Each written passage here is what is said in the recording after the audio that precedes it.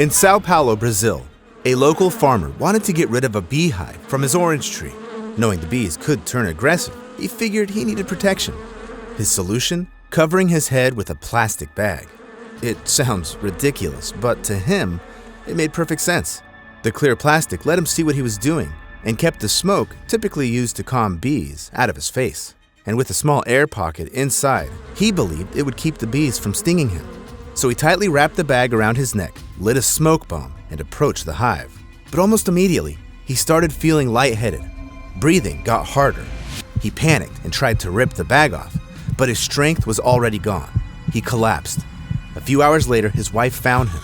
He was dead. And it wasn't the bees or the smoke that killed him. It was suffocation. Because in all his planning, he overlooked one critical detail. Plastic bags don't let air in. And since he hadn't cut any breathing holes, he ran out of oxygen. A bizarre, unexpected mistake that proved fatal. And that's exactly what kind of real-life stories I cover in this video. As always, viewer discretion is advised. On October 1st, 1995, visitors at Niagara Falls witnessed more than just a breathtaking view. That day, Robert Overacker attempted a daring stunt, jumping off the falls with a parachute. But this wasn't just any jump.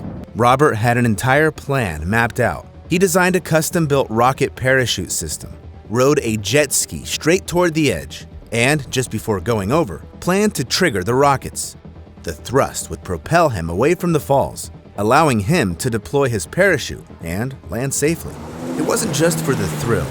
Robert wanted to raise awareness about homelessness. As he sped toward the highest point of the falls, stunned tourists watched, some pulling out cameras, unsure if they were witnessing a spectacle or a tragedy in the making. Then came the crucial moment. His jet ski tipped over the edge, but neither he nor the jet ski took off. It was time to activate the rockets. Robert frantically pressed the button to activate the system. Nothing happened. He reached for his parachute, still nothing. And in front of hundreds of onlookers, he plunged straight down into the raging water below. Onlookers scanned the waters, hoping he'd resurface, but there was no sign of Robert. He had fallen 51 meters straight to his death, and all because of one fatal miscalculation. Water makes everything wet. His ignition system failed, soaked beyond function. His parachute, it absorbed water, clumped up, and wouldn't open. Sadly, Robert paid for this mistake with his life. But he wasn't the only one. Young Eric Barcia also wanted to pull off an extreme stunt, bungee jumping. While bungee jumping comes with risks, certified operators follow strict safety protocols to minimize them. But for some reason, Eric chose to bypass the professionals. On July 13, 1997, he arrived at the Aquatic Creek Railroad Bridge in Springfield, USA. Armed with a few bungee cords, he twisted them together and secured one end to the 21-meter-high bridge. He fastened the other end to himself and jumped. 2 seconds later, he crashed face first into the ground. The impact was fatal. When police arrived, they noticed something unusual. The bungee cord was still intact, firmly attached to both Eric and the bridge. It turned out he had made one fatal miscalculation. He only cut the cords a few meters shorter than the height of the bridge, not realizing that bungee cords stretch, a mistake that cost him his life. Some mistakes are fatal, others leave people alive, just barely.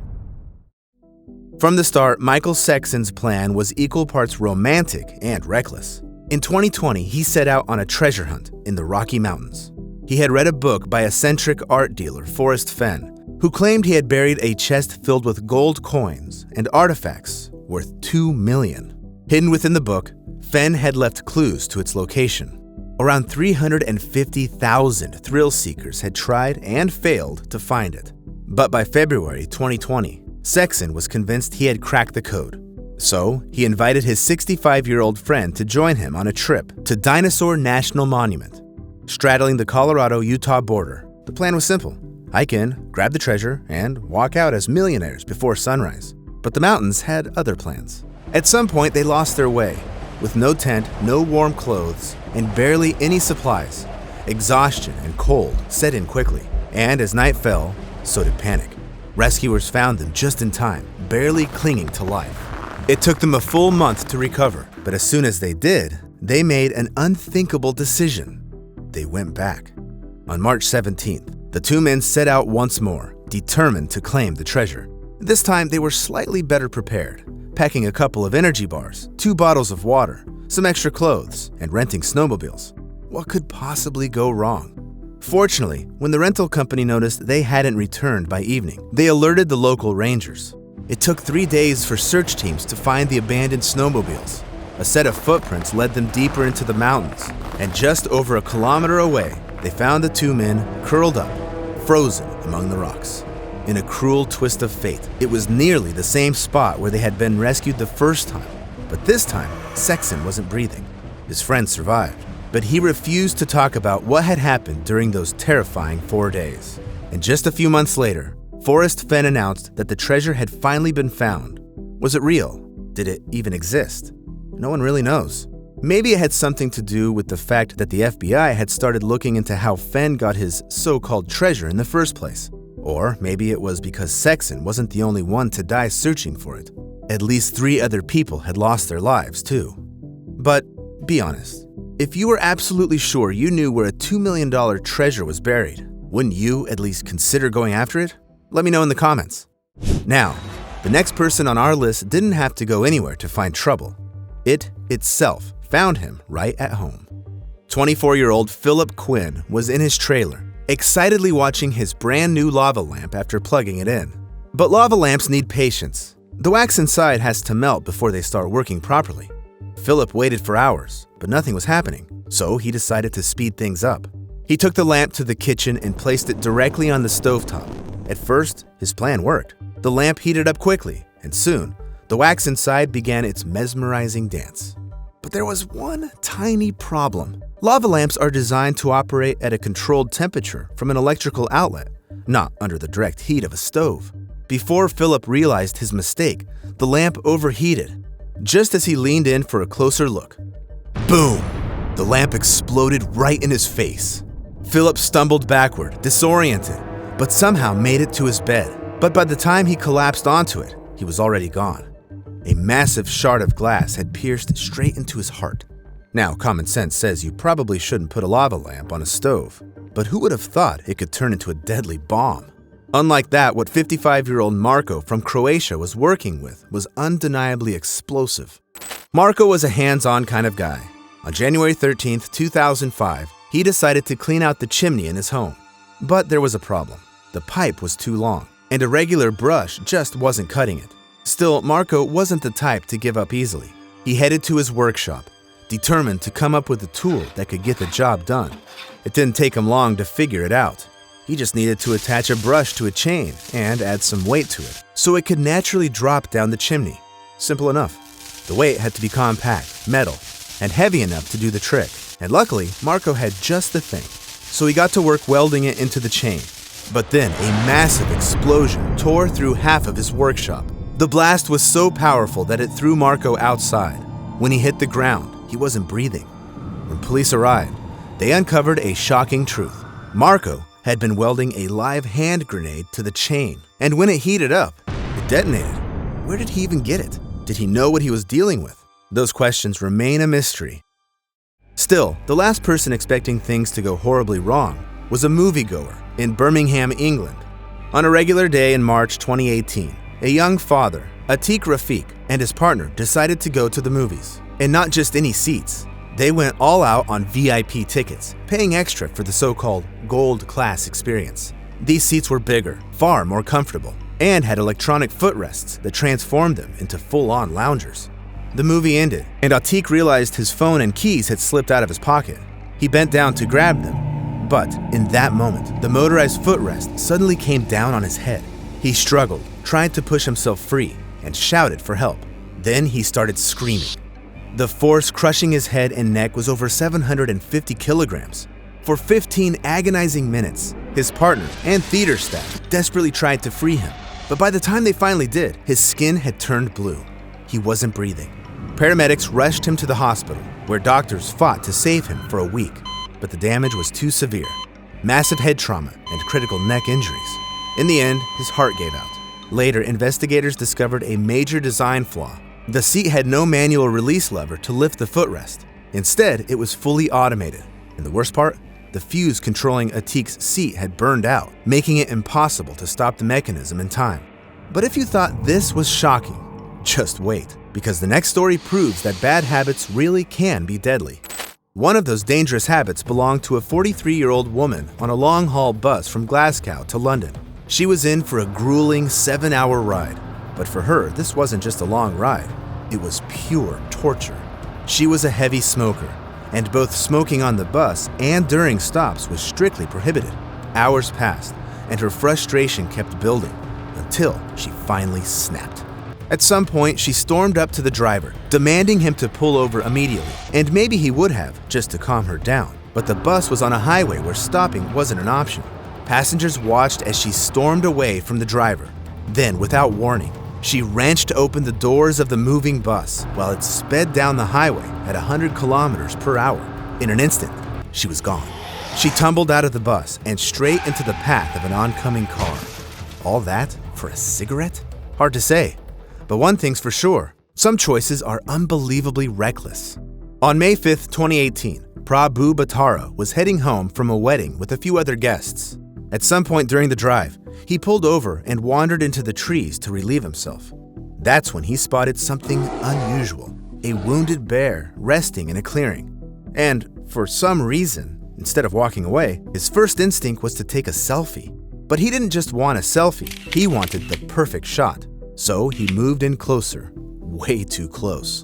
And that's when the bear attacked. It lunged, slamming Prabhu to the ground. He fought back with everything he had, but it was no use. Meanwhile, his friends just stood there, filming. One of them tried to scare the bear away with a rag. Not the smartest strategy. At one point, even a stray dog jumped in to help. But none of it mattered. By the time the forest rangers arrived that evening, the bear had calmed down enough to be taken in for treatment. But for Prabhu, it was too late. He didn't survive. Let this be a reminder, wild animals are never as harmless as they look. And as for the next story, it's a perfect example of why you should never overestimate what your body can handle. In November 1997, in the small town of Exeter, Pennsylvania, a man named Wayne Roth stopped by his friend Roger's place. It was supposed to be a normal hangout, except for one small detail. Roger had a nearly 2-meter-long cobra in his apartment. For some reason, Wayne decided to take a closer look. Big mistake. The cobra suddenly lashed out, sinking its fangs into his hand and injecting a dose of deadly neurotoxin. This venom attacks the central nervous system, causing intense pain, vision problems, loss of coordination, and, in severe cases, paralysis and death. Roger panicked and told Wayne they needed to call an ambulance right away. But Wayne, he said he felt fine. Instead of going to the hospital, he shrugged it off and said he could handle it. And where did he decide to go? A bar. While knocking back drink after drink, he bragged to other patrons about being bitten by a cobra. But after his third round, Wayne suddenly collapsed. He clutched his chest, feeling his heart pounding erratically. Terrified, Roger dragged him to the car and sped to the hospital. But by the time they arrived, Wayne wasn't breathing. The lesson here seems obvious. Don't mess with deadly snakes. But here's the shocking part. Wayne could have survived. First, he refused medical help, likely because of the old school idea that men should always be tough and fearless. But more importantly, the coroner discovered that Wayne didn't actually die from the venom. His blood was already so full of alcohol and illegal substances that it was enough to kill him. The neurotoxin, that was just the final push his body couldn't handle. Wayne Roth did just about everything possible to put himself in danger. But here's the truth. You don't have to go that far to pay the ultimate price. On Easter Monday in 2022, the Italian town of Cotalica witnessed one of the most unexpected robberies ever. A 46-year-old local man broke into a supermarket, not to steal cash, electronics, or even alcohol, but for a single bottle of water. He reached into a tightly packed crate on a tall, fully stocked shelf, but as he pulled the bottle out, the whole construction wobbled. And then, it all came crashing down. The next morning, supermarket employees arrived to a disaster. Hundreds of bottles were scattered all over the floor. They started cleaning up, restocking the shelves, until one of them spotted something horrifying, a human hand. Underneath all the fallen crates and bottles, they found the man's lifeless body, crushed to death over a single bottle of water. Some might call it instant karma, and if you think that was bad, just wait until you hear what happened next. See for yourself. In the spring of 2022, Ukrainian forces liberated the city of Irpin, near Kiev, after it had been occupied by the Russian army earlier that year. Amidst the devastation, they stumbled upon something bizarre. While sorting through the personal belongings and gear of the invading soldiers, they discovered something unusual inside of one of their bulletproof vests. Normally, these vests hold metal plates designed to stop bullets, but this one, it had a stolen MacBook stuffed inside instead. Whether this makeshift armor got him killed, or if it was simply the consequences of invading in the first place, is a question of perspective. After that story, it feels fitting to mention a certain town, Bruno am Inn. Yes, it's the birthplace of Adolf Hitler, but this story isn't about him. This is about Hans Steininger, the town's mayor way back in the 1560s. He was well liked, a good leader who genuinely cared about his town. But there was one thing he was truly famous for, his insanely long beard. It measured nearly 140 centimeters and had a distinctive split at the end, resembling a snake's tongue. Because it dragged on the ground, making walking difficult, Hans kept it neatly rolled up in a special pouch, and that idea worked perfectly until September 28th. That day, a fire broke out in the town, and as a responsible mayor, Hans rushed straight to the scene. Chaos had erupted, and he was in the middle of it, trying to restore order. But in all that commotion, his beard slipped out of its pouch. With no time to fix it, he simply tossed it over his shoulder and kept moving. And then, disaster struck. Rushing down a flight of stairs, he tripped over his own beard. He tumbled all the way down, and by the time he reached the bottom, he was dead. Once again, proof that danger can come from the most unexpected places. But let's be real. It's always best not to make things even riskier for yourself.